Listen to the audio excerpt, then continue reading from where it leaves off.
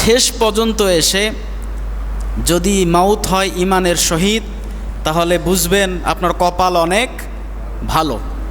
একজন সাহাবী ছিলেন, আল্লাহ রসুলের সাহাবী, বয়স হয়ে গেছে, এখন ইমান আনে নাই।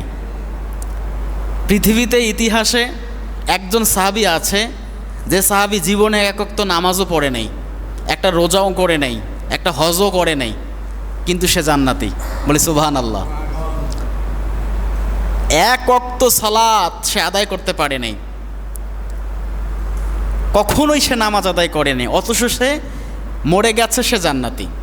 হযরত ওসাইরিন রাদিয়াল্লাহু তাআলা আনহু, আল্লাহর নবী মদিনা ছেড়ে গিয়েছেন যুদ্ধ করার জন্য তো সাহাবীদেরকে নিয়ে।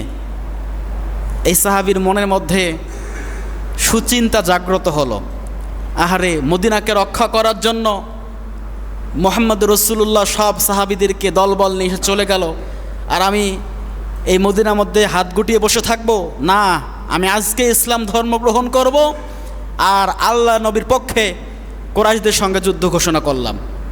সে গিয়েছে, সাহাবীদের সঙ্গে দেখা করেছে, আল্লাহ রসুলের কাছে তাকে নিয়ে আসা হলো।